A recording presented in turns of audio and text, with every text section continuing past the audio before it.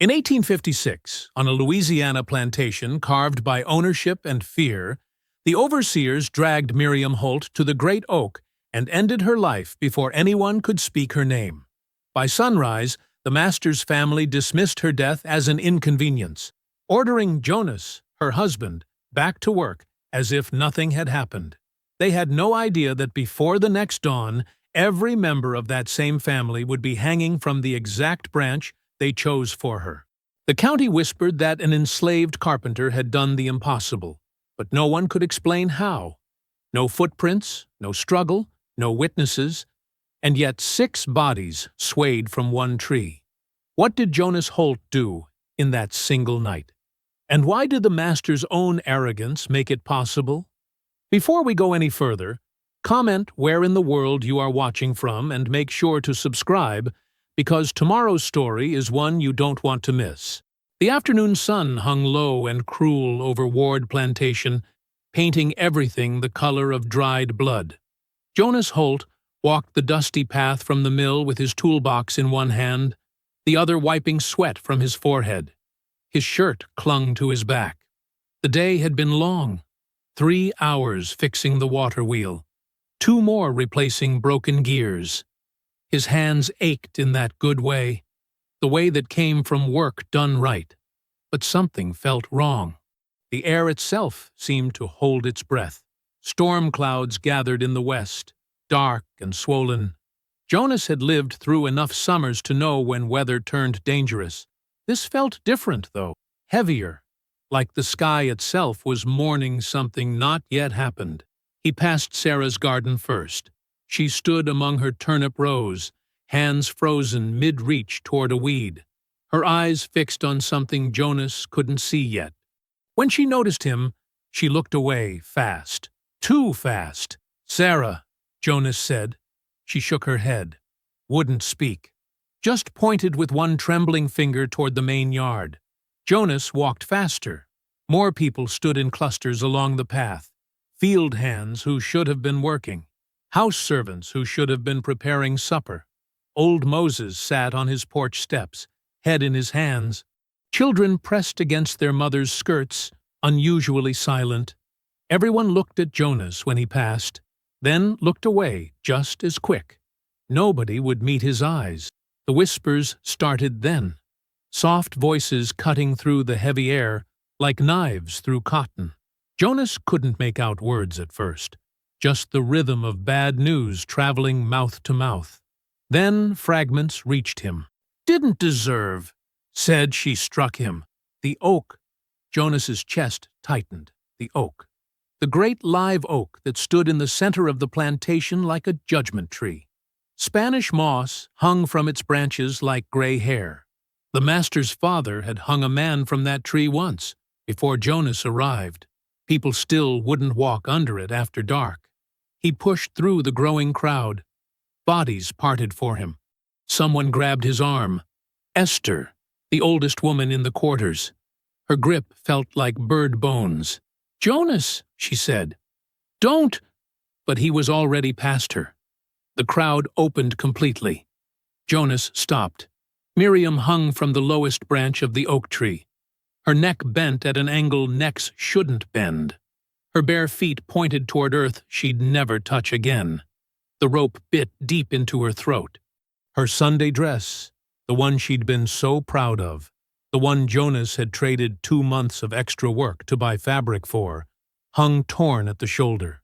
Jonas's toolbox hit the ground. His knees should have buckled. His voice should have screamed. His hands should have reached for her. But his body didn't obey. He just stood there, staring. The world narrowed to that single image. Everything else, the gathering storm, the murmuring crowd, the plantation house looming white behind the tree, faded into nothing. She was so still. Master Ward's eldest son stood near the tree, flanked by 2 overseers. Charles Ward, 23 years old, soft hands that had never done real work, a smile that never reached his eyes. "Black struck me," Charles said, loud enough for everyone to hear. He touched his cheek where Jonas could see no mark at all. Right across the face, in front of witnesses. Nobody spoke. Had to be dealt with, Charles continued. Can't have that kind of defiance spreading. Father would have done the same. The witnesses Charles mentioned, 2 house servants, stood with heads bowed. Jonas knew them, knew they'd lie if ordered, knew they had families they wanted to keep safe, knew the truth didn't matter when Charles Ward decided what truth was. The head overseer, a thick-necked man named Garrett, stepped forward. "Cut her down," he said to nobody in particular. "Getting dark soon. Storm's coming. Don't need this mess hanging around." Mess. Like Miriam was debris. Like she was a broken fence post or a dead horse that needed clearing before it drew flies.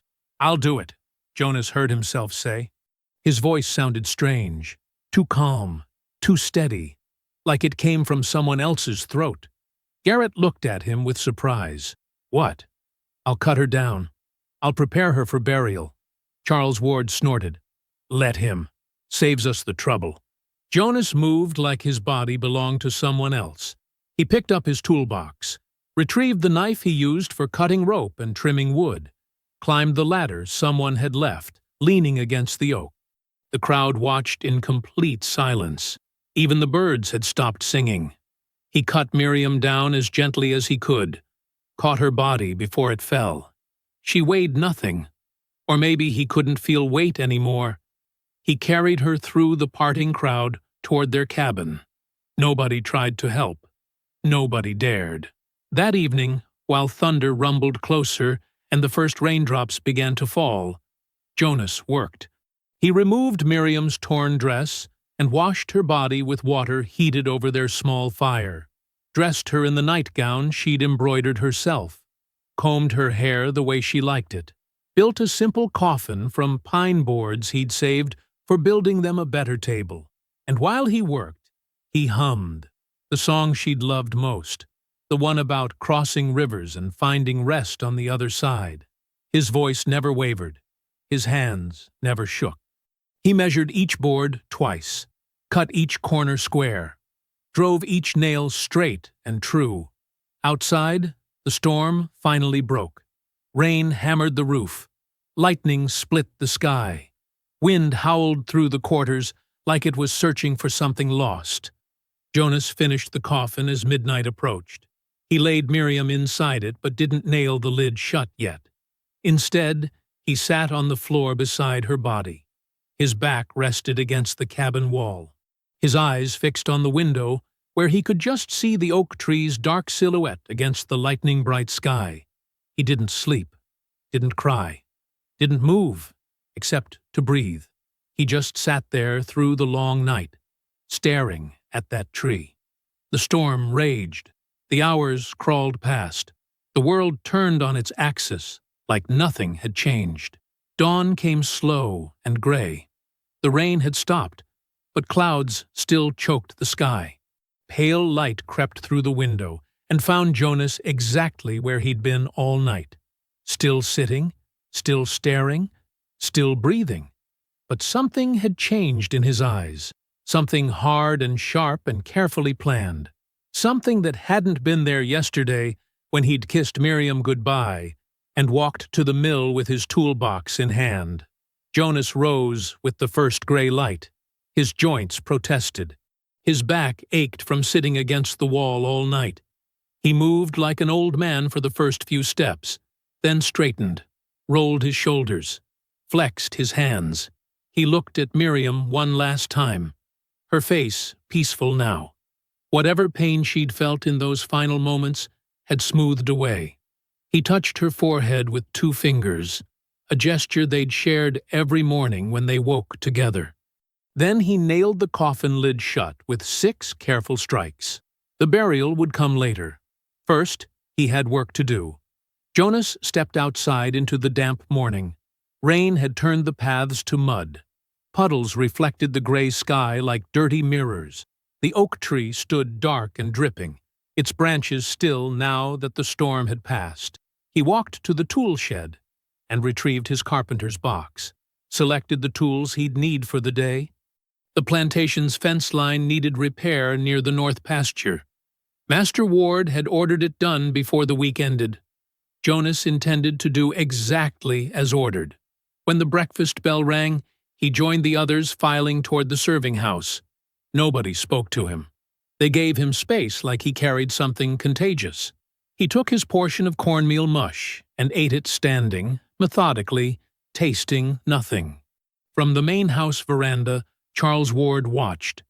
Jonas could feel those eyes on him, measuring, looking for signs of rebellion, finding none. Good. Jonas wanted to be seen as broken, wanted them to think grief had hollowed him out and left nothing but obedience behind. He kept his shoulders slumped just slightly, kept his eyes down just enough, moved with the careful slowness of someone whose spirit had been crushed. It wasn't difficult to fake. Part of him, truly, was crushed. But beneath that crushed part, something else had crystallized during the long night. Something cold and precise as the carpentry measurements he lived by. He spent the morning repairing fence posts. The work required his full attention, digging out rotted wood, setting new posts level, securing crossbeams at proper angles. He worked slowly, thoroughly, exactly as he always did. But his ears tracked other rhythms. The guards' movements first. 3 men rotated watch on the plantation. 1 stayed near the main house. 1 patrolled the outer fields. 1 rested. They switched every 4 hours. Jonas had known this pattern for years, but never paid it close attention before. Now he counted their steps, noted when they talked to each other, marked the moments when their attention drifted. The guard near the house, a man named Cooper, left his post twice during the morning, once to use the outhouse, once to flirt with the kitchen girl who brought him water. Each absence lasted approximately 7 minutes. 7 minutes. Jonas filed that number away. During the midday meal, he ate again without tasting, drank water without feeling its coolness. Around him, conversations happened in low voices. The hanging still dominated every whispered exchange. Some people glanced at Jonas with something like pity, others with fear, as if his presence might draw more violence down on them all. Jonas gave them nothing, no anger, no grief, no reaction at all. After the meal, he was assigned to repair the main house's back door. The wood had swollen during the storm and no longer closed properly. This suited Jonas perfectly. He spent 2 hours working on that door, learning its frame, understanding how the house's structure fit together. The main house had been built 40 years ago by Jonas's Hans predecessors. Good work, but dated. The locks were simple iron mechanisms, the hinges well-oiled but old. The windows on the ground floor had shutters that latched from inside with basic hooks. Jonas memorized it all, not consciously. His hands and eyes simply recorded information the way they always did when he worked with wood and metal, where joints were weak, where boards would creak under weight, where shadows fell deepest after dark. He noted which rooms held which family members. Master Ward's chambers on the 2nd floor, eastern corner. Charles Ward's rooms directly below, 1st floor, same side. The master's younger sons, twins, 15 years old, shared a room on the western end. The master's sister and her husband, visiting from Baton Rouge, occupied the guest chambers near the main stairs. 6 people total. Jonas finished repairing the door just as the afternoon light began to fade. He tested it 3 times, making sure it closed smoothly and latched properly. The master's wife inspected his work and nodded approval. "You do good work, Jonas," she said. Her voice carried that particular kindness white people used when they wanted to feel virtuous, even in your grief. Miriam would be proud. Jonas kept his eyes down. "Thank you, ma'am." She smiled like she'd done something charitable and went back inside. Jonas returned to the quarters as dusk settled. He ate the evening meal, sat on his cabin steps as darkness fell completely. Other people passed him, heading toward their own rest. A few offered quiet condolences. He accepted them with small nods. The night grew deep. Gradually, the quarters fell silent. One by one, candles and firelight disappeared from windows. The plantation settled into sleep. Jonas waited until the moon reached its highest point. Then he rose and moved into shadows. His feet knew where to step to avoid noise. His body knew how to move without disturbing air. Years of carpentry had taught him economy of motion, no wasted movement, no unnecessary sound. He reached the main house as Cooper, the night guard, made his patrol around the eastern side. Jonas counted the man's steps, knew exactly when he'd disappear around the corner, knew exactly how long until he'd return. 3 minutes, 40 seconds. Jonas tried the back door he'd repaired earlier. It opened silently on its well-oiled hinges. He slipped inside and closed it behind him with a carpenter's gentle touch, easing it shut so the latch engaged without clicking. The house's interior darkness held different textures. He could read them. The hallway before him led toward the main stairs. To the left, Charles Ward's chambers. To the right, the kitchen and servants' quarters where enslaved houseworkers slept. Jonas moved left. Charles Ward's door had no lock. Jonas eased it open. The young man slept on his back, snoring softly. One arm flung across his eyes, the other dangling off the bed's edge. Jonas had brought rope, the same hemp rope used for tying livestock. He'd coiled it carefully and hung it over his shoulder. Now he unwound a length with practiced silence. Charles Ward never woke during the binding.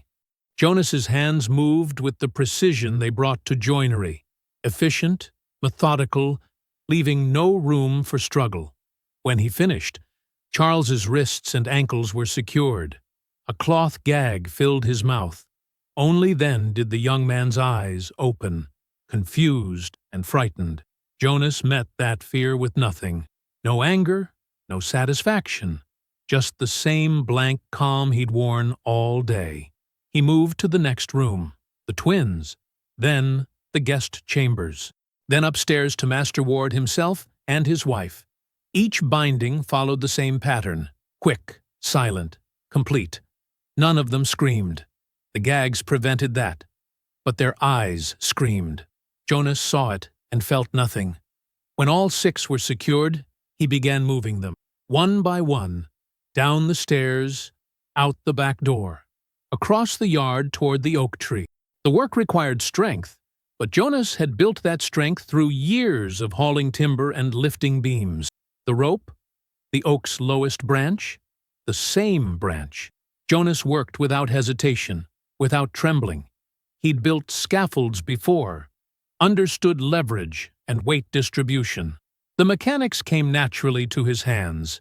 He did not watch their faces, did not listen to their muffled protests, simply performed each action with the same careful attention he brought to measuring boards and driving nails. When it was done, 6 silhouettes hung against the paling eastern sky.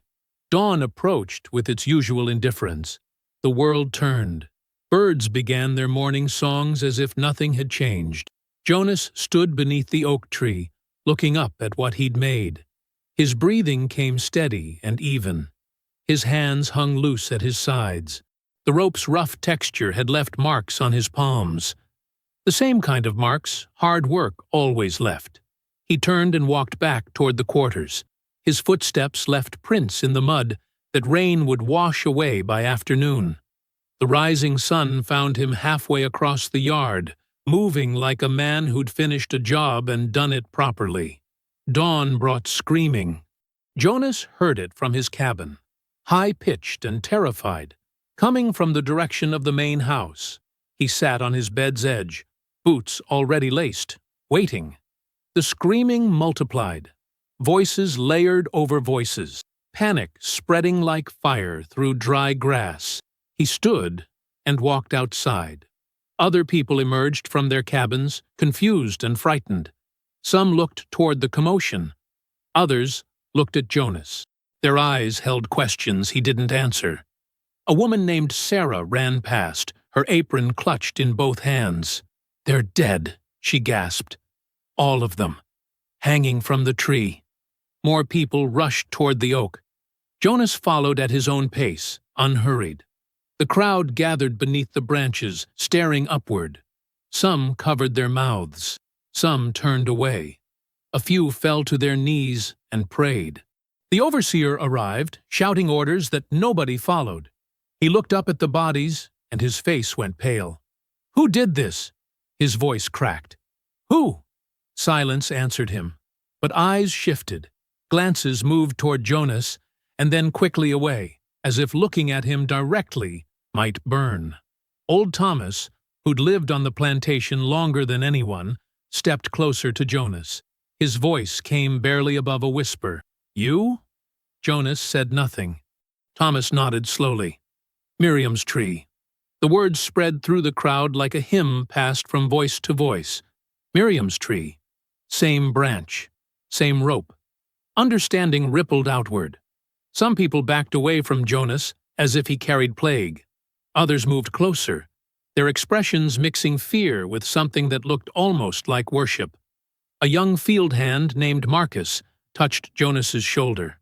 "You done what we all dreamed." His voice shook. "But they gonna kill us all for this." Jonas finally spoke. "They were going to kill us anyway." The overseer heard and whirled toward Jonas. "You confessing, boy?" Jonas met his eyes with that same blank calm. "I'm saying the truth. Death was coming either way." The overseer reached for his pistol, but another voice cut through the chaos. "Nobody touches anyone." A white man on horseback approached the oak tree. He rode with the easy confidence of someone accustomed to authority. His clothes marked him as wealthy. Tailored jacket, polished boots, a hat that cost more than most enslaved people would see in a lifetime. The overseer straightened. "Mr. Calloway, sir, there's been—" "I can see what's happened." Thomas Calloway dismounted smoothly. He walked to the oak tree and studied the bodies with the same careful attention Jonas might give a piece of woodwork. His face showed no horror, no disgust, just analytical interest. He turned and scanned the gathered crowd. His gaze landed on Jonas and held there. Something shifted in his expression. Not recognition exactly, but appraisal. The way someone might evaluate a tool they'd just discovered had unexpected uses. "You," Calloway pointed at Jonas. "Come with me." The overseer stepped forward. "Sir, I believe he's the one who—" "I said come with me." Calloway's voice carried absolute command. He walked toward the main house without checking if Jonas followed. Jonas did. The crowd parted silently to let him pass. He climbed the main house steps behind Calloway, entering rooms he'd only seen while doing repairs.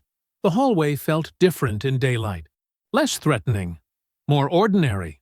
Calloway led him to Master Ward's study and closed the door. The room smelled of tobacco and old paper. Shelves lined 3 walls, filled with ledgers and legal documents. A desk dominated the center, its surface covered with correspondence and account books. Calloway moved to the desk and began sorting through papers. "Sit." Jonas remained standing. Calloway glanced up, a thin smile crossing his face. "Suit yourself." He returned to the documents, selecting several and spreading them across the desk's surface. "Do you read?" "Some." "Then look at these." Jonas approached the desk. The papers were letters, mostly. Business correspondence. He recognized Master Ward's handwriting on some.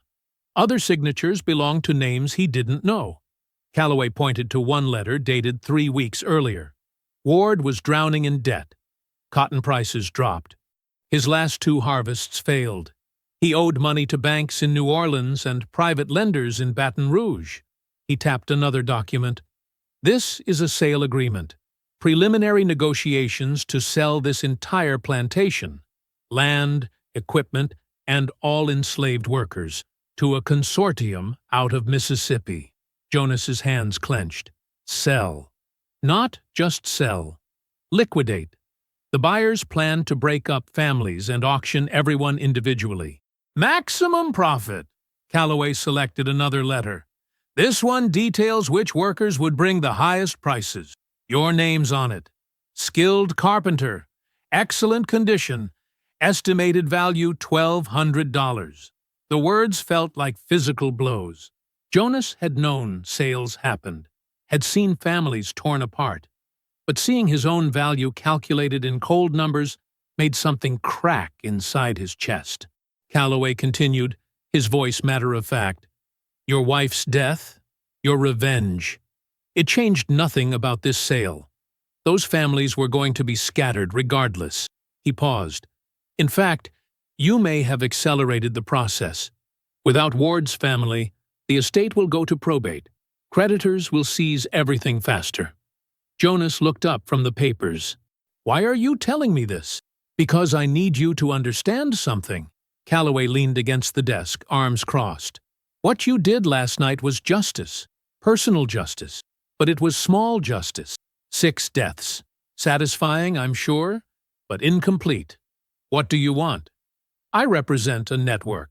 Businessmen, political reformers, some sympathetic plantation owners who see the current system as economically unsustainable.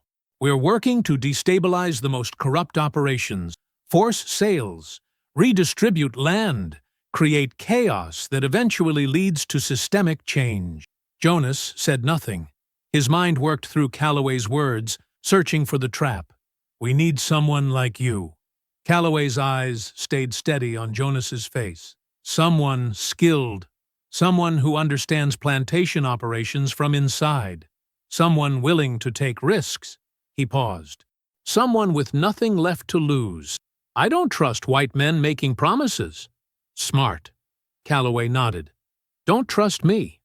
But consider this. Help me sabotage 3 plantations in this parish over the next 6 months, and I'll secure legal emancipation papers for every person currently enslaved on the Ward estate. Legitimate documents, witnessed and recorded. Jonas's breath caught despite himself. Why would you do that? Because chaos serves my purposes. Because freed workers tell stories that spread. Because I need proof that my methods work. Calloway straightened.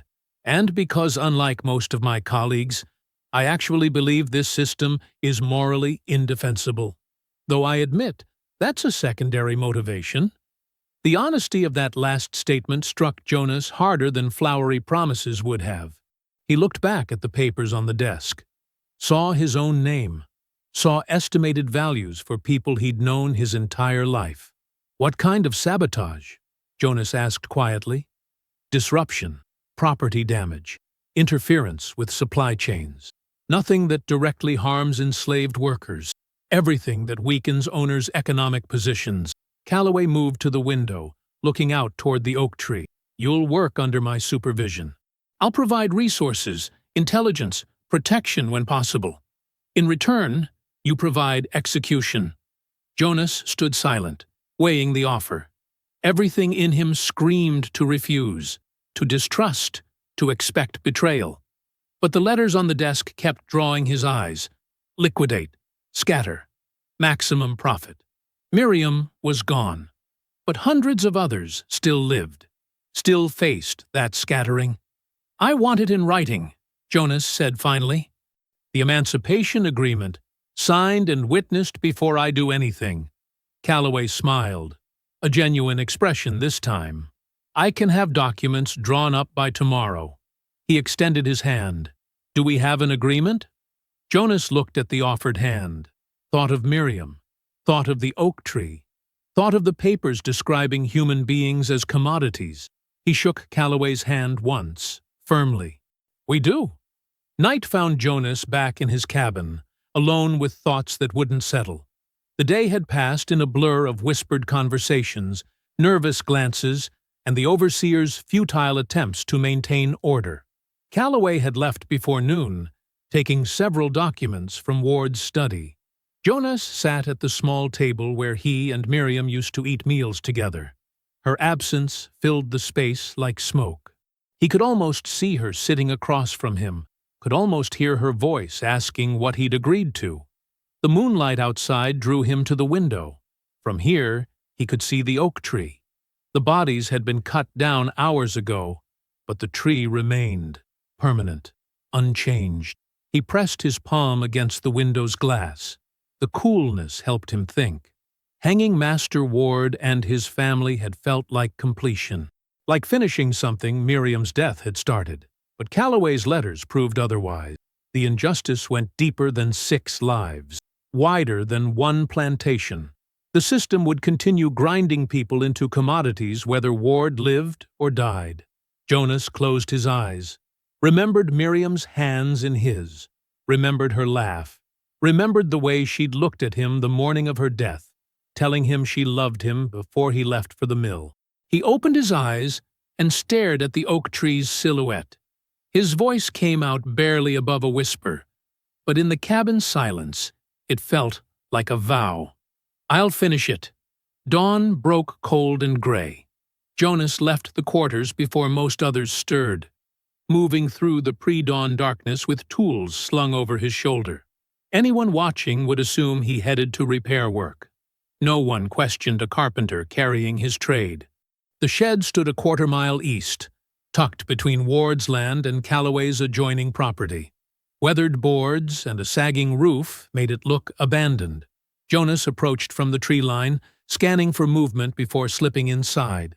Calloway was already there, standing beside a makeshift table constructed from old crates. Maps spread across its surface, hand-drawn diagrams of the surrounding plantations, supply routes marked in pencil, notes written in tight margins. "You're punctual," Calloway gestured to the maps. "Good. We don't have much time before people notice you're gone." Jonas moved to the table. The maps showed 3 properties: Ward's estate, Calloway's plantation to the east, and the Brennan property to the south. Red marks indicated key structures: barns, storage sheds, wagon yards. "We start small," Calloway said, tapping the Brennan property. "Nothing dramatic. Nothing that draws attention to sabotage." He pointed to a mark near the southern boundary. "Their supply wagons run twice weekly to the cotton gin. The route crosses this creek bed. Wagons are old, poorly maintained. You want me to damage them. I want you to ensure they break down at inconvenient times. Remove a bolt here. Weaken an axle there. Make it look like natural wear." Calloway pulled a small leather pouch from his coat and set it on the table. "Tools you'll... metal file, specialized wedges, lubricant that accelerates wood rot." Jonas opened the pouch. The tools inside were well made, designed for precision work, the kind of equipment a skilled saboteur would carry. "Tonight," Calloway continued, "there's a shipment scheduled. Supplies coming in from Baton Rouge. Seed, equipment, medicines. The wagon stops overnight at the Brennan property before continuing north. While everyone sleeps, you'll visit their wagon yard." "What exactly am I doing?" Calloway handed him a folded paper. "Coded instructions. Memorize them, then burn the paper. The work should take you less than an hour if you're efficient." Jonas studied the instructions. They detailed specific wagons, precise damage points, tools to use, everything calculated to cause maximum disruption while appearing accidental. "How do I get there without being seen?" "You're a carpenter. You move between properties for repair work already." Calloway pointed to another map, showing the region's road network. "Tomorrow, I'll send word that I need someone to assess storm damage to my eastern barn. That puts you legitimately near Brennan's boundary. After dark, the rest is timing and care." Jonas refolded the paper and tucked it inside his shirt. "And the messages? We'll establish that next week. For now, focus on the physical work." Calloway began rolling up the maps. "One more thing. You'll see other enslaved workers on these properties, people who might benefit from knowing what you're doing. Don't tell them. Don't hint. Don't recruit. That's how operations collapse." "I understand." "Do you?" Calloway fixed Jonas with a hard stare. "Because the moment you start trusting others, you create vulnerabilities. Everyone breaks eventually. Everyone." Jonas met his gaze without flinching. "I said I understand." Calloway held the stare another moment, then nodded. "Good. Now get back, before someone notices your absence." The day passed in familiar rhythms. Jonas repaired a section of fencing near the cotton fields, replaced rotted boards on the quarter's communal well cover, and reinforced a beam in the main house's eastern wing. Normal work, expected work, but his mind catalogued details it had never noticed before. Guard positions, shift changes, who paid attention and who didn't. The landscape transformed into a map of possibilities and vulnerabilities. Late afternoon found him in one of the older storage barns, assessing damage from recent storms. The structure needed significant work. Several support beams showed rot, and the roof leaked in 3 places. He was measuring a replacement beam when he heard small footsteps behind him. "What you doin'?" Jonas turned. A young girl stood in the doorway, maybe 10 years old, rail-thin in a dress 2 sizes too large. He recognized her. Ruthie. Worked in the main house kitchens. Quiet child. Quick hands. Measuring, Jonas said simply, returning to his work. For what? New beam. This one's rotted through. Ruthie moved closer, studying his tools with open curiosity. She picked up his measuring square, turning it in her hands. How's it work? Jonas took the square and demonstrated, showing how the right angle helped ensure straight cuts. Ruthie watched with fierce concentration, absorbing every detail. "Could you teach me?" she asked quietly. Jonas paused. "Teach you carpentry? I'm good with my hands. Cook says so. Says I got steady fingers." Ruthie set down the square carefully. "I want to learn making things instead of just cleaning them." Jonas studied her face, saw determination there. Hunger for something beyond endless kitchen labor. Something in her expression reminded him of Miriam, that same quiet intensity, that refusal to accept limitations others imposed. "It's hard work," he said finally. "I ain't afraid of hard work. And dangerous. Tools can hurt you if you're careless. Then I won't be careless." Jonas found himself almost smiling. Almost. "You'd need to practice. Every day. Even when your hands hurt and you're tired. I can do that." He handed her the measuring square. "Then start by learning this. How to check if something's true. How to make sure your corners are right." He pointed to the beam. "Tell me if this support is still square with the wall." Ruthie took the tool and approached the beam with careful steps. She held the square against the wood, checking the angle. Her tongue caught between her teeth in concentration. "It's off," she announced. "Leans inward, maybe." "This much." She indicated a small gap with her fingers. "That's right." Jonas felt something unfamiliar stir in his chest. Something that wasn't grief or rage. "You've got a good eye," Ruthie beamed. "So you'll teach me?" Jonas nodded slowly. "I'll teach you, but you do exactly what I say. No shortcuts, no guessing. Understand?" "Yes, sir." "Don't call me sir. Jonas is fine." "Yes, Jonas." He showed her how to hold the measuring square properly, how to check multiple points to ensure accuracy. Ruthie absorbed every instruction with the same fierce attention, asking smart questions, correcting her grip when he pointed out inefficiencies. For 30 minutes, Jonas forgot about coded instructions and sabotage plans, forgot about Callaway's maps and broken wagon axle. He simply taught, and Ruthie simply learned. And the barn filled with quiet conversation about wood grain and proper angles. When the dinner bell rang from the main house, Ruthie reluctantly returned the tools. "Tomorrow?" she asked. "Tomorrow," Jonas confirmed, "if you finish your kitchen work." She ran toward the house, then stopped and looked back. "Thank you, Jonas." He watched her disappear around the corner. Something tight in his chest loosened slightly. He returned to his measurements, but his hands felt different now. Less like weapons, more like tools for building.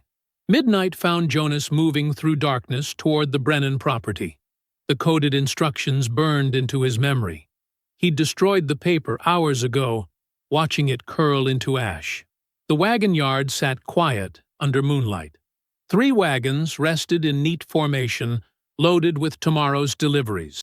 Jonas approached the first one, his footsteps silent on packed earth. He worked with the precision of his trade. Metal file against a critical bolt, weakening it just enough. Wedge inserted into an axle joint, creating stress that would manifest miles down the road. His hands moved with practiced efficiency, making changes that would look like simple mechanical failure. 20 minutes, 3 wagons, no sound beyond night insects and distant owls. Jonas retreated the way he'd come, erasing his footprints with a branch as he moved. By the time he reached Ward's property, no evidence remained of his presence. His cabin waited dark and empty. Jonas entered and closed the door softly. He set down his tools and stood in the darkness, breathing steadily. Tomorrow those wagons would break down. Supplies would be delayed. The Brennan plantation would lose money and time. Small chaos, calculated disruption. But in the barn earlier, he'd taught Ruthie how to measure true corners. He'd watched her face light up with understanding. He'd felt something other than vengeance moving through his hands. Jonas moved to his small table and lit the lamp. The flame cast gentle light across the cabin's interior. He looked at his hands in that light. The same hands that had tied ropes and damaged wagons. The same hands that had shown a young girl how to build. He thought of Miriam, thought of the oak tree, thought of Ruthie's careful fingers on the measuring square. Jonas extinguished his lamp, believing, for the first time since Miriam's death, that he was building something beyond vengeance. Morning rations arrived late. The enslaved workers gathered near the distribution shed, accepting their portions of cornmeal and salt pork in silence. Jonas took his share and moved to his usual spot beneath a hickory tree, eating methodically. The overseer, a broad man named Gaines, paced near the main house, jaw tight with irritation. His boots struck the ground hard, each step broadcasting frustration. He called 2 field workers over, questioning them about overnight disturbances. Had they heard anything unusual? Seen anyone moving after dark? Both men shook their heads. Gaines dismissed them with a sharp gesture and continued pacing. Jonas chewed slowly, watching without appearing to watch. Other workers shifted nervously, sensing the overseer's mood. Whispers circulated. Something had happened on a neighboring property. Wagons broken, supplies lost. Gaines had been summoned before dawn to answer questions. "You look calm," Samuel murmured, settling beside Jonas. The older man worked the stable, his hands permanently curved from decades holding reins. "Why wouldn't I be?" Jonas kept his voice neutral. "Gaines is angry. When he's angry, everyone suffers. Then we work carefully today." Jonas finished his portion and stood. "Stay out of his sight. Move efficient. Give him no reason to notice you." Samuel nodded slowly. "You've changed, Jonas. Since Miriam. Since the oak." He kept his voice barely audible. "People talk about you different now." Jonas met his eyes. People should talk less. He walked toward the tool shed, leaving Samuel beneath the hickory.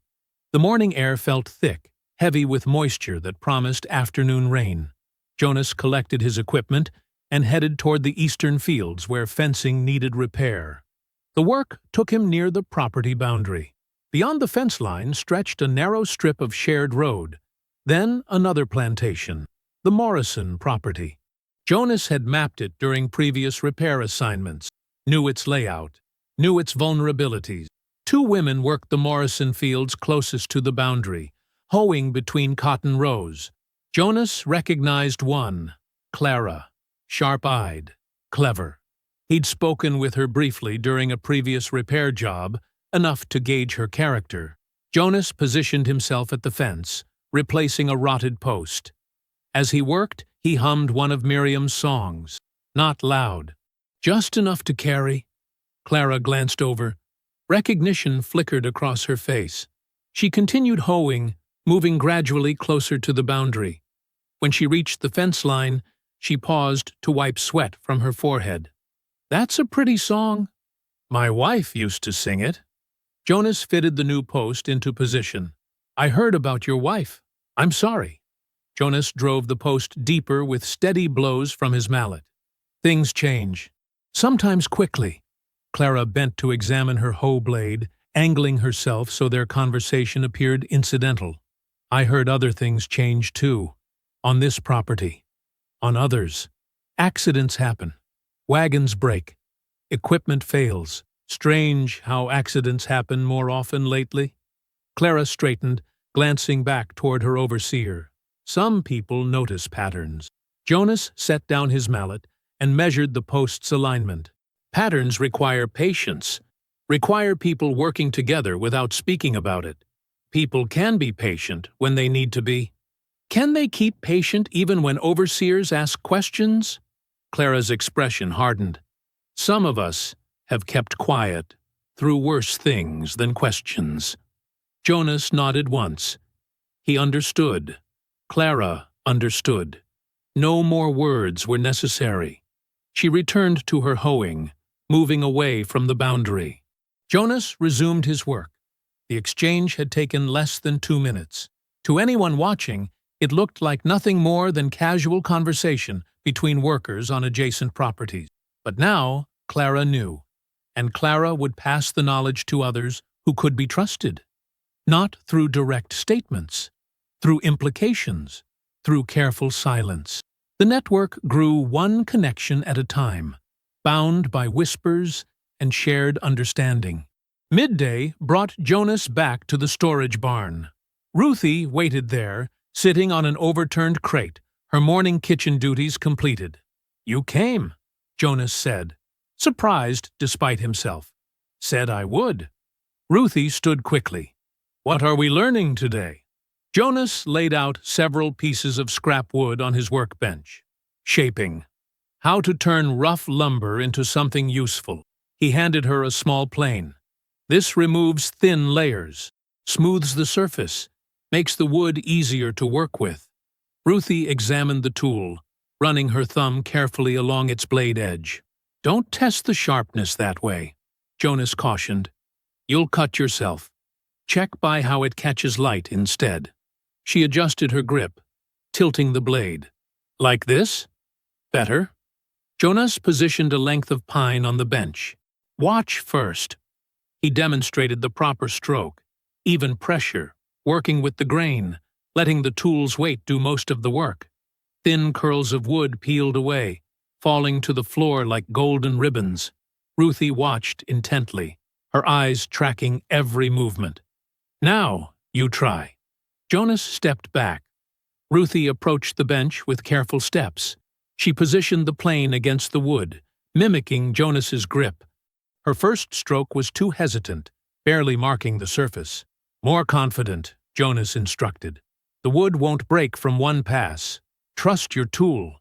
She tried again. This time the plane bit deeper, removing a proper shaving. Ruthie's face lit up with satisfaction. "Good." Again. She worked for several minutes, developing rhythm. Jonas corrected her stance twice, showed her how to read the grain to avoid tear-out. Ruthie absorbed each lesson, adjusting immediately. "Why's it matter which way the grain goes?" she asked, pausing to examine the wood's surface. "Because working against the grain creates problems, splinters, rough edges, but working with it." Jonas ran his hand along her smoothed section. "Everything flows natural, takes less effort, gets better results."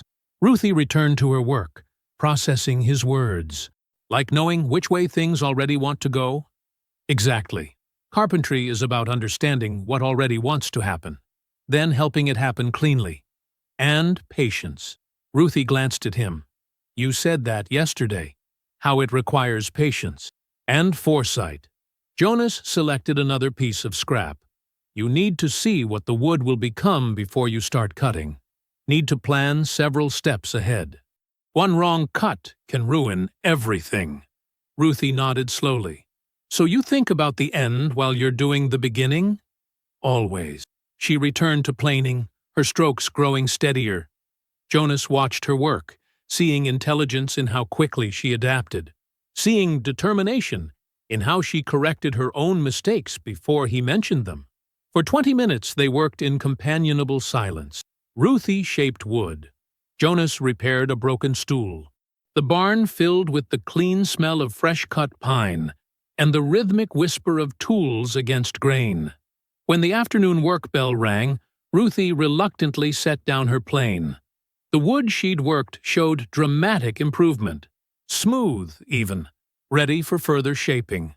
"You're a natural," Jonas said honestly. Ruthie beamed. "Tomorrow, tomorrow." She hurried toward the main house. Jonas cleaned his tools, returning each to its proper place. He picked up the wood Ruthie had shaped and studied it in the afternoon light. Good work. Patient work. The kind of work that required seeing beyond the immediate moment. Calloway arrived at sunset, finding Jonas near the quarters. The neighboring plantation owner carried himself with casual authority, nodding to enslaved workers as if visiting socially. "Walk with me," Calloway said quietly. They moved toward the eastern fields, away from listening ears.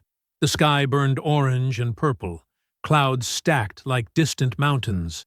"The Brennan disruption worked perfectly," Calloway reported. 3 wagons broke down exactly as planned, set their operations back 4 days. He glanced at Jonas. "You're precise. I do what I know. Federal marshals are coming." Calloway stopped walking, facing Jonas directly. "Not immediately, but soon. They've been investigating illegal slave trading across this region for months, building cases, gathering evidence." Jonas felt his heart accelerate. "How soon?" 2 weeks, maybe 3. They're moving carefully because they need documentation that will hold up in court." Calloway's expression grew intense. "If we can keep these plantations destabilized until they arrive, if we can create enough chaos that the marshals find clear evidence of criminal operations, liberation becomes possible. Real liberation, legal liberation." "You're certain?" "I have contacts, people who've seen the warrants being prepared." Calloway gripped Jonas's shoulder. 2 more weeks of careful work. That's all we need. "Can you maintain it?" Jonas looked toward the oak tree, visible in the distance. Miriam's tree, the place where everything ended and began again. "I can maintain it," he said. Calloway nodded and walked back toward his horse. Jonas remained in the field, watching sunset transform the landscape. The cotton stretched endlessly, white bowls glowing in fading light. Beyond it, other plantations, other workers, other people waiting for something to change. 2 weeks. Jonas imagined mornings without overseers, imagined teaching Ruthie carpentry in a workshop they owned, imagined walking roads as a free man, choosing his direction, answering to no one. He imagined Miriam beside him, her hand in his, both of them watching their community build something permanent. The image felt fragile, breakable, but real enough to touch. Jonas smiled faintly, thinking of Miriam, believing freedom was finally within reach. Jonas woke before the first rooster call, his eyes opening to darkness that felt different, lighter somehow. The cabin air held the familiar scent of wood smoke and earth, but when he drew breath, his chest didn't tighten with the usual weight. He dressed quietly, moving through motions he'd performed 10,000 times. Shirt, trousers, work boots worn smooth at the heels, but his hands felt steadier, his shoulders sat straighter. 2 weeks, maybe 3. Then everything changes. Outside, the sky showed the faintest gray along the horizon. Jonas walked to the well and drew water, splashing his face. The cold shocked his skin awake. He drank deeply, tasting minerals and possibility. Other workers emerged from their cabins, preparing for another day of labor. Jonas caught their eyes, nodded. Some nodded back with understanding. They didn't know specifics. Jonas kept details carefully guarded, but they sensed something shifting. Hope moved through the quarters like underground water, invisible but sustaining. Jonas collected his tools and headed toward the main barn. The overseer, Sullivan, stood near the equipment shed, yawning and scratching his stomach. "You're early," Sullivan observed suspiciously. Lots to repair, Jonas replied evenly. Want to get started before the heat builds? Sullivan grunted and waved him through. Jonas had built enough trust through consistent competence that his movements rarely drew scrutiny. He was simply Jonas, the quiet carpenter who showed up, worked hard, caused no trouble. The perfect disguise for what he'd become. Morning work flowed smoothly. Jonas repaired fence posts along the southern boundary, positioning himself where he could observe the road. At mid-morning, he spotted a rider approaching from the direction of the Brennan plantation. The man rode quickly, urgency in his posture. Minutes later, raised voices carried from the main house. Jonas continued hammering steadily, listening. Third shipment delayed. How am I supposed to? Investigating everything. They're asking questions about. The words faded as doors slammed. Jonas allowed himself a small smile. The disruptions were working. Panic was spreading among the plantation owners, making them sloppy, desperate, perfect. At noon, Jonas moved to a different section, where he could see workers from the neighboring Davis property.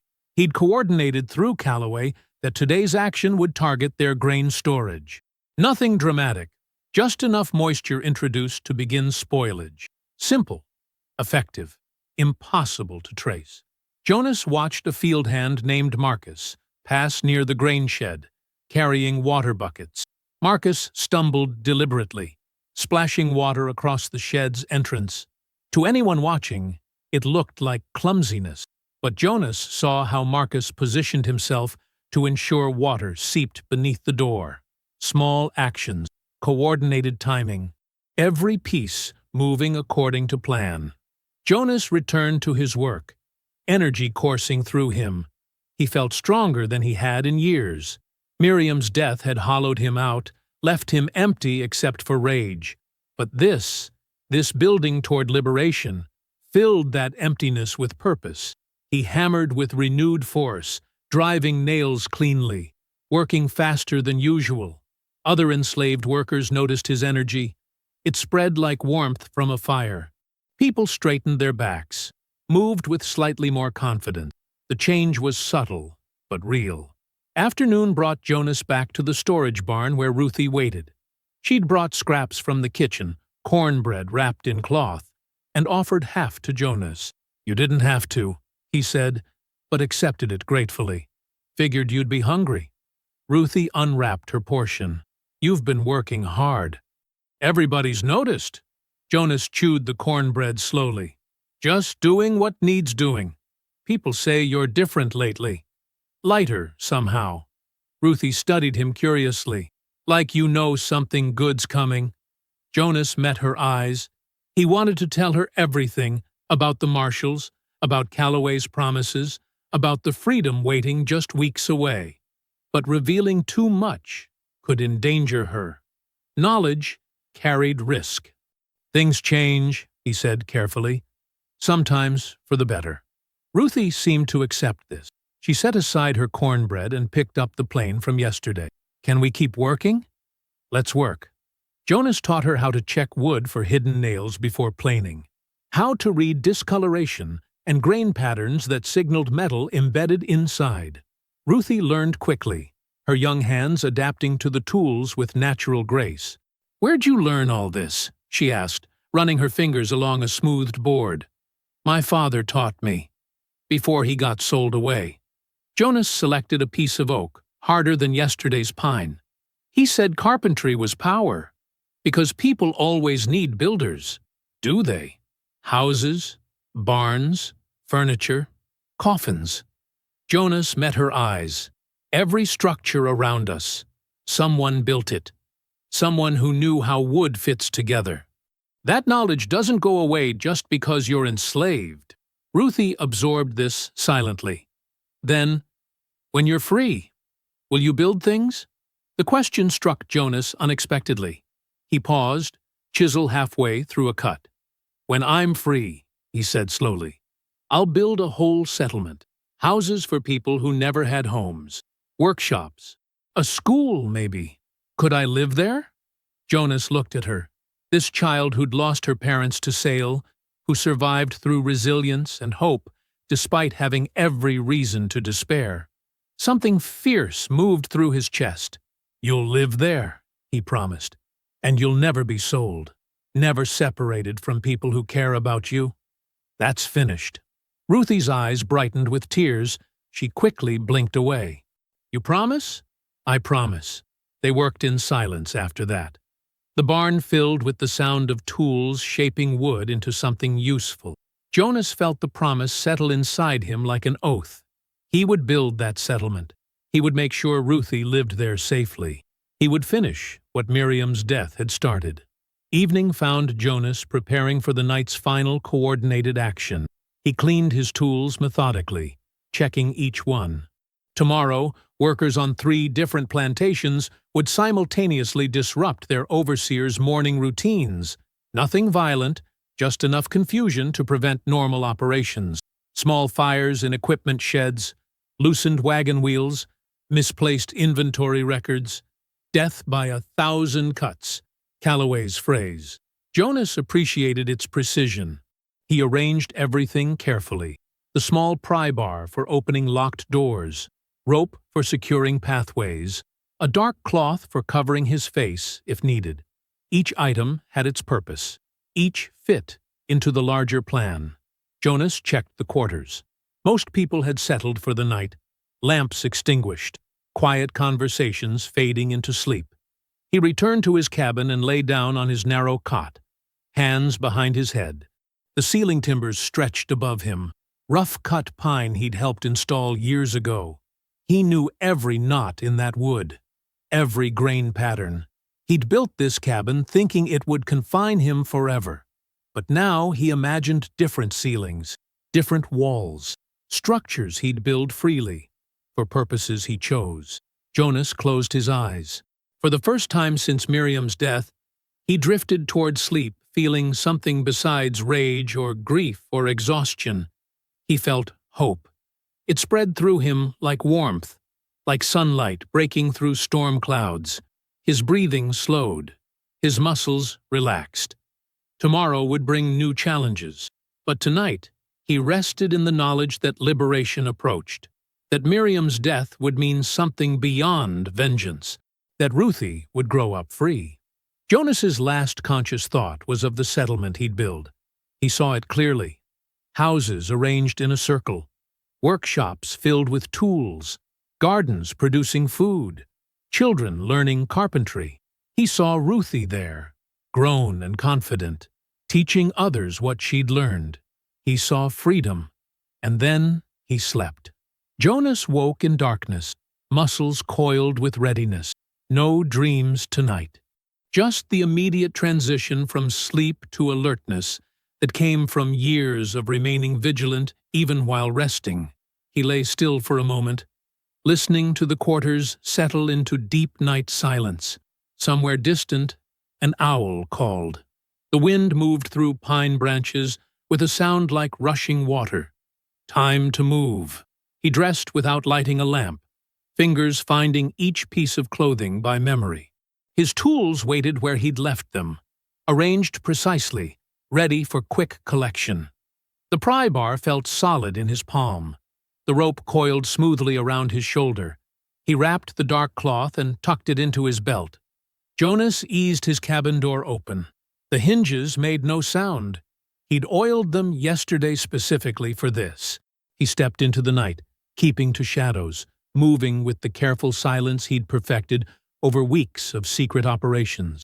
The moon hung half full above the tree line, providing just enough light to navigate without stumbling. Jonas headed toward the meeting point, an abandoned tobacco barn a quarter-mile beyond the main property. Calloway would be waiting there with information about tomorrow's coordinated action. Jonas moved through familiar territory, past the equipment shed, along the fence line where he'd repaired posts that morning, through a gap in the hedgerow that few people knew existed. His breathing stayed steady. His steps made no sound on the packed earth. The tobacco barn appeared ahead, its warped boards pale against the darkness. Jonas slowed, scanning for movement. He spotted a lantern burning inside, visible through cracks in the walls. He approached the door and pushed it open. Calloway stood near a makeshift table, boards laid across barrels, studying papers by lantern light. He looked up as Jonas entered. "Right on time," Calloway said, but his voice carried something different tonight. Something that made Jonas's instincts sharpen. Jonas stopped just inside the doorway. "What's the plan?" Calloway set down the papers slowly. "Change of plans, actually." The air in the barn seemed to thicken. Jonas's hand moved closer to the pry bar at his belt. "What kind of change?" Calloway smiled, but it held no warmth. "You've done excellent work, Jonas. Better than I expected. The disruptions have weakened my competitors significantly. Davis is practically bankrupt. Brennan's losing creditors by the day. The whole parish is destabilizing exactly as needed. Competitors. Not oppressors, not targets for liberation. Competitors." Jonas felt ice spread through his chest. "You said this was about freeing people." "I said I'd secure freedom for your community." Calloway leaned against the table casually. "And I will. Once I've acquired the surrounding properties at reduced prices, your people will work my land under significantly better conditions. That's freedom enough." The words hit Jonas like physical blows. He'd been used, manipulated. Every act of sabotage he'd coordinated hadn't advanced liberation.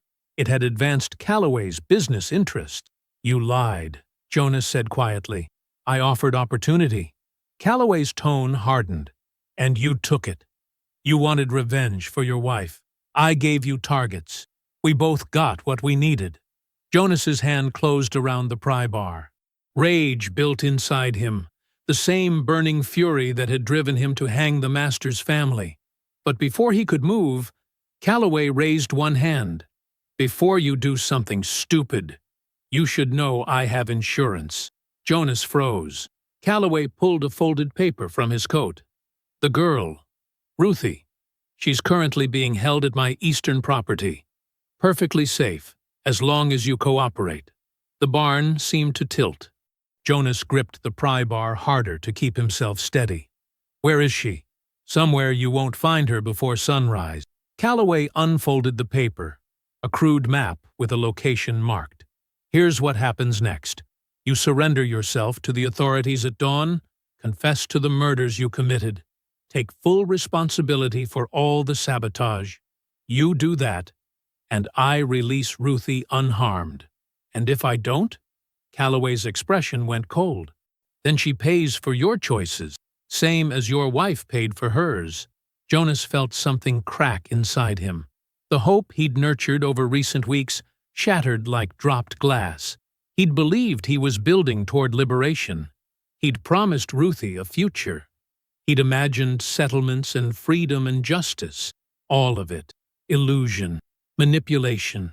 His grief and rage weaponized by a man who saw enslaved people as nothing more than economic assets to be repositioned. "You're no different than the master I killed," Jonas whispered. "I'm smarter." Calloway folded the map and returned it to his coat. "And I'm offering you a deal. Your life for hers. Seems fair." Jonas stared at this man who'd promised liberation and delivered nothing but deeper bondage. He wanted to attack, wanted to drive the pry bar through Calloway's skull and burn this barn to ash. But Ruthie's life hung in the balance, the same impossible choice. Again. "Sunrise," Calloway repeated. "Present yourself to the sheriff. Confess everything, or the girl suffers." Jonas turned without another word and walked out of the barn. Behind him, Calloway called out, "Good choice, Jonas. I knew you'd see reason." Jonas kept walking, past the hedgerow, along the fence line, back toward the quarters, but he didn't go to his cabin. Instead, he walked to the oak tree, the same tree where Miriam had hung, where the master's family had hung, where everything had started, and now, apparently, where everything would end. Jonas stood beneath those massive branches, looking up at the limbs that had held so much death. Dawn approached. He could feel it in the air, see it in the slow lightening along the eastern horizon. He'd failed. Failed Miriam by seeking vengeance instead of wisdom. Failed the community by trusting a white man's promises. Failed Ruthie by dragging her into his doomed pursuit of justice. Jonas sank to his knees at the base of the oak. His tools still hung from his belt, instruments he'd used to build and destroy in equal measure. He pulled out his smallest chisel and the piece of wood he'd been carrying since yesterday. Miriam's wooden charm, the one she'd worn when she was alive. He'd carved a replacement, intending to give it to Ruthie as a symbol of continuity, of survival. Now he finished it properly. Working by feel in the dim pre-dawn light, Jonas shaped the final details. Smooth curves, a hole for threading cord. Simple, but precise, the way Miriam had taught him to approach his craft. When he finished, Jonas held the charm for a moment. Then he placed it carefully at the oak's roots, pressing it into the earth like a grave marker.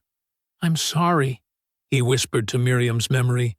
"I thought I could turn your death into something better, but I just made more death, more suffering." The sky continued brightening. Birds began their morning songs. Somewhere in the quarters, people would be waking soon, preparing for another day of labor without knowing their hope had been built on lies. Jonas touched the wooden charm one last time. "I'll surrender by sunrise," he whispered. Then he stayed kneeling, waiting for the dawn that would end everything. Jonas walked through the pre-dawn darkness with steady steps, each one taking him closer to surrender. The wooden charm remained at the oak's roots, his final offering to Miriam's memory. His tools hung from his belt, though he knew he wouldn't be carrying them much longer. Once he confessed to the sheriff, they'd take everything. His freedom, his life. Maybe that was justice after all. The path toward Calloway's plantation cut through dense pine woods. Jonas kept his eyes forward, breathing the cool morning air. Birds had started their songs. The sky lightened gradually, turning from black to deep blue. Dawn approached. He'd walked maybe half the distance when he heard movement ahead. Jonas stopped, muscles tensing. His hand moved toward the pry bar. But then figures emerged from the trees, and Jonas's breath caught. Elder Mabel stood at the front of the group. Behind her, dozens of people, men, women, even children, blocked the path. Jonas recognized faces from his own plantation, others from neighboring properties, field workers, house staff, people he'd coordinated with during the sabotage operations, people he'd barely spoken to, all of them standing together in the growing light. "Jonas Holt," Elder Mabel said quietly. "Where are you going this early?" Jonas stared at the assembled crowd. How had they known? How had they found him? "I have business to handle," Jonas said carefully. "Business with Thomas Calloway?" Mabel's voice carried weight despite its softness. "Business that involves you surrendering yourself?" Jonas felt his throat tighten. "That's not your concern. Everything you do is our concern." Mabel stepped closer. "You think we don't see? You think we don't know what's happening?" A field worker named Samuel moved forward. "We followed you 2 nights ago, saw you meeting with Calloway. Heard enough to understand what he's planning." "We know about Ruthie," another voice called from the crowd, a woman named Clara who worked in Calloway's kitchen. "I saw them bring her in, saw where they're keeping her." Jonas's hands clenched into fists. "Then you know I have no choice. If I don't surrender, she dies." "And if you do surrender?" Mabel's eyes held him steady. "You think Calloway keeps his word? You think he lets a girl live who knows too much about his schemes?" The truth of those words cut deep. Jonas had known, somewhere beneath his desperation, that Calloway wouldn't simply release Ruthie. Men like him didn't leave witnesses, didn't honor deals made with enslaved people. "What else can I do?" Jonas's voice cracked.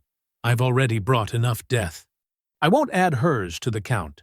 "You won't have to." Samuel gestured to the assembled group. "We've been preparing for weeks. not just following your sabotage plans, preparing for something bigger. Another man stepped forward, an older worker named Isaac, who'd spent 40 years in bondage. You gave us something we hadn't felt in years, Jonas. You gave us fearlessness, showed us that the people who own us aren't untouchable, that their power can be broken. Now, let us give you our strength, Mabel said. Jonas looked across the gathered faces. Easily 40 people stood before him, maybe more. Their expressions showed determination, not fear. Resolve, not hesitation. We can't fight them openly, Jonas said.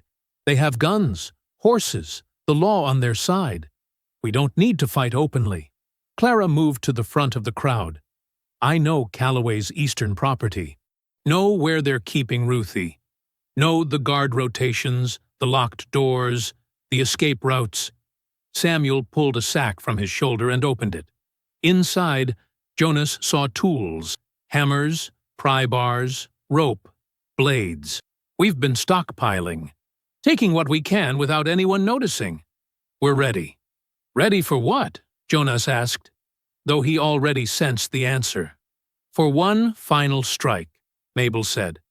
We free Ruthie. We take Calloway's documents, proving his conspiracy. We disable his operation completely. And then we run, all of us together, using the routes we've been mapping. Jonas shook his head. Even if we succeed, they'll hunt us down, bring dogs, organize militias. Let them try. Isaac's voice carried quiet steel. We've lived in fear our whole lives, died slowly every day under their rules. I'd rather die quickly fighting for freedom than spend one more year dying by inches. Murmurs of agreement rippled through the crowd. Jonas felt something shift inside him, the crushing weight of isolation beginning to lift. He'd been carrying everything alone since Miriam's death, planning alone, fighting alone, believing he had to shoulder all responsibility himself. But these people weren't asking for his permission. They'd already made their choice. You've given us courage, Jonas, Mabel said gently. You showed us that one man could shake the entire system. Imagine what all of us can do together. A young man Jonas recognized from the mill spoke up. We know the risks. We're choosing them anyway. Jonas looked at each face illuminated by the growing dawn light.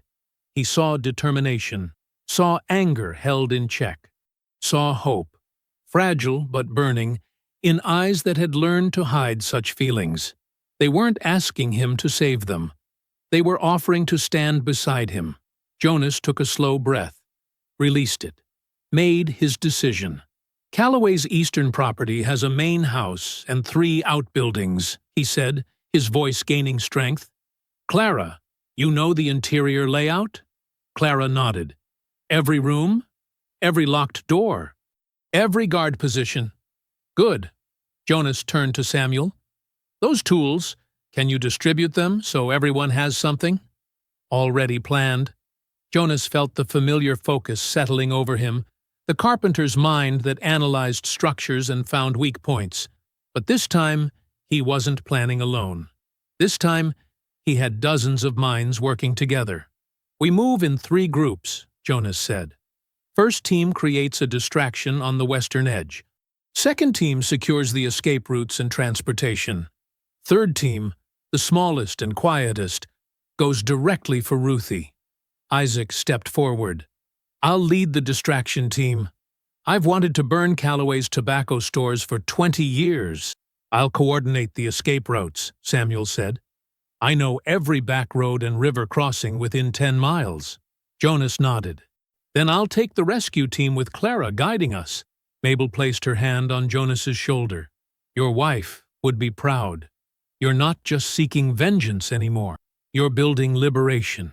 Jonas thought of Miriam, thought of the wooden charm he'd left at the oak's roots, thought of all the ways grief had nearly consumed him. But standing here, surrounded by people willing to risk everything, Jonas felt something beyond grief stirring. Not hope. Hope felt too fragile. Something harder, more enduring. Purpose. We move now, Jonas said. Before full light. before they expect anything. The group began moving through the woods, forming the teams Jonas had described. Tools passed from hand to hand. Quiet instructions shared. Children sent to the safest positions while adults prepared for the dangerous work ahead. Jonas walked at the front of the rescue team, Clara beside him guiding their path.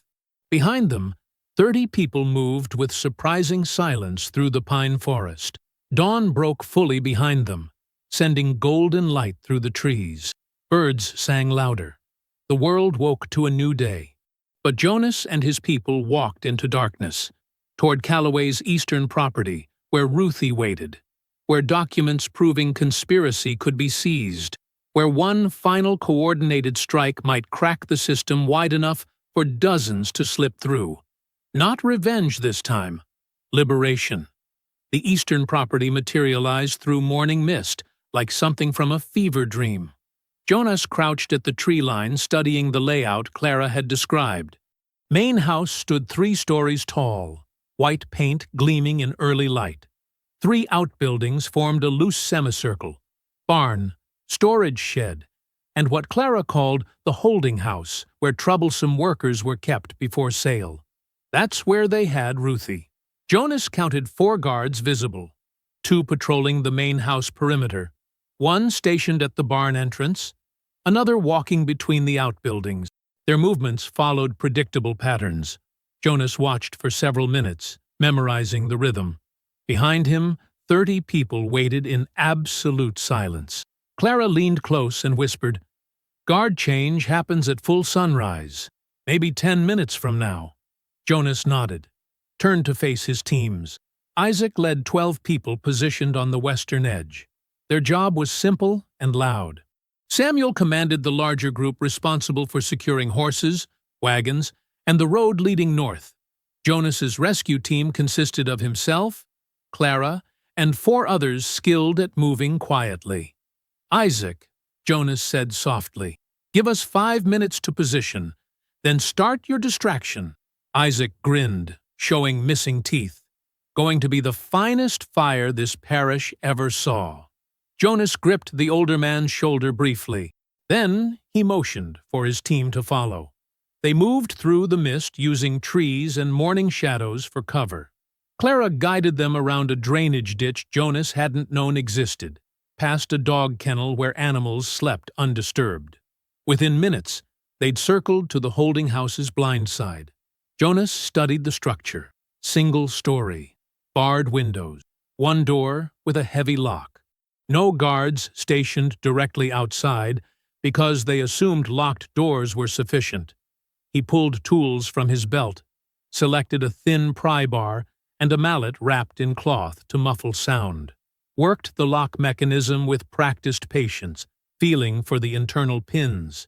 Miriam used to tease him about his ability to open anything with hinges, said he could unlock the gates of heaven if he set his mind to it. The lock clicked. Jonas eased the door open inch by careful inch. Inside, darkness, smell of sweat and fear. Jonas's eyes adjusted slowly. He saw Ruthie huddled in the corner, hands bound, mouth gagged. Her eyes went wide when she recognized him. Jonas moved fast, cut her bonds, removed the gag, started to speak. Then the western sky erupted.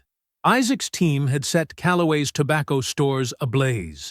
Flames shot upward, orange and furious against the pale morning. Shouts erupted from the main house. Guards ran toward the fire, abandoning their posts exactly as planned. "Now," Jonas said. Clara led Ruthie out, while Jonas's team scattered to execute the second phase. They'd prepared traps during their approach, rope snares positioned near doorways, boards with protruding nails placed where running guards would step, carefully weakened porch supports that would collapse under sudden weight. Chaos spread like the fire itself. Guards who rushed toward the flames triggered Jonas's traps. One fell through weakened steps. Another caught his leg in a rope snare and went down hard. A third ran directly into a swinging beam Jonas had rigged to activate when the barn door opened. The carpenter's precision applied to destruction. Samuel's team swept in from the north, seizing horses and hitching them to wagons, while Calloway's people focused on the fire. Enslaved workers from Calloway's own property joined them, abandoning their morning tasks to grab what freedom they could. Jonas moved toward the main house, found the study where Calloway kept his records, began searching through drawers and cabinets for the documents Clara had mentioned, proof of illegal trading, evidence of the conspiracy to weaken rival plantations. Footsteps behind him. Jonas spun, pry bar raised. Thomas Calloway stood in the doorway holding a pistol. His hair stood wild. Ash smudged his face. The gentleman planter facade had cracked completely. "You destroyed everything," Calloway said, voice shaking. "Do you understand what you've done?" Jonas met his eyes steadily. "I understand perfectly. They'll hang you. Hang everyone who helped you. Maybe." Jonas took a step forward. "Or maybe those federal marshals you were so worried about will arrive and find something very interesting." Calloway's gun hand wavered. "What are you talking about?" "The documents you've been hiding. Proof you've been trading enslaved people illegally across state lines. Proof you orchestrated the weakening of rival plantations to steal their property." Jonas gestured to the desk. "Everything Clara told me about. You can't." "I can." Jonas moved closer. The pry bar remained ready. "Here's what happens now. You're going to write something for me. Something legal and binding." Calloway laughed, high and desperate. "You think anyone will honor papers signed under duress? I think witnesses matter." Jonas called toward the hallway. 3 enslaved workers from Calloway's household staff entered, people who knew how to read and write, people Calloway had trusted with his correspondence. Jonas pulled paper from the desk drawer, set it before Calloway along with pen and ink. "Write," Jonas said. "Emancipation for every enslaved person on this property, on the Holt plantation, on every connected estate you've been conspiring to control." "I won't." Jonas slammed the pry bar down on the desk. The sound cracked through the room like thunder. "You will, because if you don't, I'll let Isaac's team finish what they started. They'll burn everything, your house, your barns, your records, everything." Calloway's face had gone pale. "Even if I write it, it won't be legal. Let me worry about that." Jonas leaned close. "You wanted to use me to destroy your enemies. You wanted to build an empire on our suffering. Now, you're going to sign away every person you ever claimed to own." For a long moment, Calloway just stared. Then, slowly, his shoulders sagged. The pistol lowered. He sat, picked up the pen, began writing with shaking hands. Jonas watched every word form, watched the witnesses read over Calloway's shoulder, confirming the language, watched as Calloway signed his name at the bottom, then dated the document. Jonas took the paper, folded it carefully, placed it inside his shirt. "You've destroyed yourself," Calloway whispered. "You've doomed everyone who followed you." Jonas turned toward the door. "No, I've freed them." Outside, smoke still rose from the tobacco stores, but the fire was controlled now, contained. Samuel's team had secured 6 wagons and a dozen horses. Families were already climbing aboard, carrying hastily gathered belongings, children held by parents, elders helped by younger hands. Ruthie stood with Clara, watching Jonas emerge from the main house. She ran toward him, and he caught her, feeling her arms wrapped tight around his waist. "Is it over?" she asked. "Almost." Then Jonas heard it. Hoofbeats approaching from the southern road. Multiple riders moving fast. Everyone tensed. Weapons appeared in hands. People prepared to fight or flee. But Jonas recognized the uniform of the lead rider, Federal Marshal, and behind him more marshals carrying official documentation. They weren't reinforcements for Calloway. They were the investigation Clara had mentioned, the federal operation that had been building cases against illegal traders throughout the parish. The lead marshal reined in his horse, surveying the scene. The burning tobacco stores, the assembled crowd of black faces, Thomas Calloway standing in his doorway, looking defeated. Then the marshal's eyes found Jonas. Jonas stepped forward, pulled the emancipation papers from his shirt, held them high where morning light caught the ink still drying. "These are signed and witnessed," Jonas said clearly. "Every person here is free." The marshal dismounted, took the papers, read them carefully while his men secured Calloway. Jonas stood tall, tools still hanging from his belt, surrounded by the people who'd chosen to stand beside him. Ruthie gripped his hand. Mabel stood at his right shoulder, Samuel at his left. Dozens of faces watching with held breath. Whatever came next, they would face it together. The marshal looked up from the papers. His expression was unreadable. The marshal folded the papers with deliberate care. Jonas watched his hands, measuring every movement. The man's face remained neutral, trained, practiced, revealing nothing. "These documents appear legitimate," the marshal finally said. His voice carried across the assembled crowd. "Signed, dated, and witnessed, according to Louisiana territorial law." A ripple moved through the gathered people. Not quite relief. Not yet. Too many years of false promises for that. The marshal turned toward Calloway. "Thomas Calloway, you are under arrest for unlawful trafficking of human property across state lines, conspiracy to defraud lawful owners, and accessory to murder in the cover-up of unlawful killings." Two deputies moved forward, with iron restraints.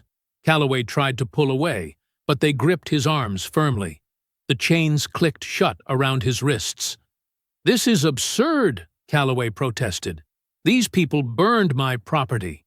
They attacked." "We have testimony," the marshal interrupted. "Multiple witnesses, documentation seized from your study." He gestured to a deputy carrying an armload of ledgers and letters. "You've been under federal investigation for 8 months, Mr. Calloway. This morning's events simply accelerated our timeline." They led Calloway toward a waiting wagon with barred sides. He twisted to look back at Jonas, his expression somewhere between rage and disbelief. Jonas met his eyes without flinching, watched until the wagon rolled out of sight down the dusty road. Only then did Jonas release the breath he'd been holding. The lead marshal approached him directly. "You're Jonas Holt?" "Yes, sir." "You understand these emancipation papers cover 3 connected estates, approximately 230 individuals." "I understand." The marshal studied him for a long moment. "Where will you go?" Jonas glanced at Clara. She stepped forward, addressing the marshal with quiet confidence. "There's unused land 7 miles north. Belongs to a man named Elias Pemberton. He's been working with abolition societies in secret for years. He's offered parcels to any newly freed families who need shelter." The marshal nodded slowly. "I know Pemberton. Good man." He looked back at Jonas. "You'll need supplies, tools, seed if you plan to farm." "We'll manage," Jonas said. "I'm sure you will." The marshal extended his hand. Jonas hesitated only briefly before taking it. The handshake was firm, formal, witnessed by everyone present. "Safe travels," the marshal said. Then he mounted his horse and led his deputies away, leaving nothing but dust and silence behind. For several heartbeats, nobody moved. They stood in the space between what had been and what might be, not quite trusting the ground beneath their feet. Then Mabel laughed, deep and rich and full of years. "Well," she said, "I suppose we better start walking." That broke the spell. People moved, gathered belongings hastily stuffed into sacks and bundles. Children were lifted onto hips. Elders supported by stronger arms. The procession formed without anyone giving orders, families finding each other, friends walking side by side. Jonas took his place near the front, carrying his carpenter's tools and little else. Ruthie walked beside him, one hand gripping his shirt. Clara and Samuel flanked them on either side. They walked north through morning, turning to midday. Past fields they'd once worked without compensation, past trees that had witnessed generations of suffering. past markers of bondage becoming smaller in the distance behind them. 7 miles felt like 70. Felt like crossing into another country entirely. The land Pemberton had offered sat in a shallow valley bordered by oak trees and a clear running creek. Nobody lived within 2 miles in any direction. The soil looked decent. The water flowed clean. Space enough for everyone. Jonas stood at the valley's center and turned in a slow circle, studied the terrain with a carpenter's eye. Already seeing structures that didn't exist yet. Already planning where to place foundations. "We'll need shelter before nightfall," he said. People set to work immediately. Some cleared brush. Others gathered stones for fire pits. The strongest began felling trees under Jonas's direction, selecting wood that would season quickly. Children fetched water from the creek in whatever containers they could find. By sunset that first day, they'd erected crude shelters, lean-tos and canvas stretched between poles. Not homes yet, but protection from weather. A beginning. Jonas worked until his hands cramped and his back ached. Worked until stars appeared overhead and someone called him to eat. Mabel had organized a communal meal from pooled ration, cornmeal mush and wild greens, humble but shared freely. He sat with Ruthie on a fallen log, watching firelight play across tired faces. Everyone looked exhausted. Everyone looked alive. The days that followed blurred together in rhythms of labor. Jonas led teams in cutting timber, shaping beams, raising frames. They built the first house in 4 days. Simple construction, single room, but solid and square. The second took 3 days. The third took 2 as people learned the patterns. Ruthie worked beside Jonas constantly, absorbing techniques the way dry earth absorbs rain. She learned to measure with string and notch joints with precision. Her small hands proved surprisingly strong. One morning she appeared carrying Miriam's wooden charm, the one Jonas had carved and left beneath the hanging tree. She'd retrieved it somehow, kept it safe through everything that followed. "Where should it go?" she asked. Jonas looked at the settlement taking shape around them. 12 houses now stood completed. Foundations laid for 8 more. Garden plots marked and cleared. A communal well being dug near the creek. He pointed to the largest structure, a meeting house they'd started building the previous week. "There," he said, "on the tallest beam." Together they climbed the framework. Jonas secured the charm with careful knots, while Ruthie steadied the rope. The wooden piece caught afternoon light, turning slowly in the breeze. 3 weeks after their arrival, Jonas stood at the settlement's eastern edge, watching the sun descend. Children played near the creek, their laughter rising clear and bright. Women tended cooking fires. Men gathered to discuss crop rotation and fence building. Ordinary conversations about ordinary futures. Mabel approached, moving slower than she once had, but still steady. She stood beside him in comfortable silence. "Miriam would have loved this," she said quietly. Jonas nodded. His throat felt tight. "She always said you could build anything if you had the right tools and enough time." She was right. About most things. Mabel patted his arm. "She'd be proud of you, Jonas, of what you've made here." He watched Ruthie join the children by the water. Watched her smile, genuine, unguarded, free. "Not what I made," Jonas said. "What we all built together." Mabel hummed agreement and wandered back toward the communal fires. Jonas remained as twilight deepened. The settlement spread below him like roots, taking hold in new soil. Smoke rose from chimneys. Voices carried on evening air. Life continuing forward in ways that once seemed impossible. He thought of the oak tree where Miriam died. Thought of the symmetry he'd created beneath its branches. Thought of all the violence and grief that had brought him to this moment. But when he looked at the settlement now, he saw something different. Not revenge, not even justice exactly. Something quieter and more profound. He saw people choosing each other, building together, creating shelter and safety through shared labor and common purpose. The tallest beam of the meeting house caught the last rays of sun. Miriam's charm turned slowly, catching light. Jonas smiled faintly.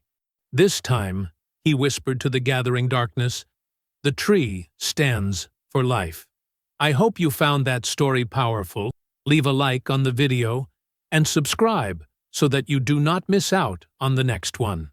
I have handpicked 2 stories for you that are even more powerful. Have a great day.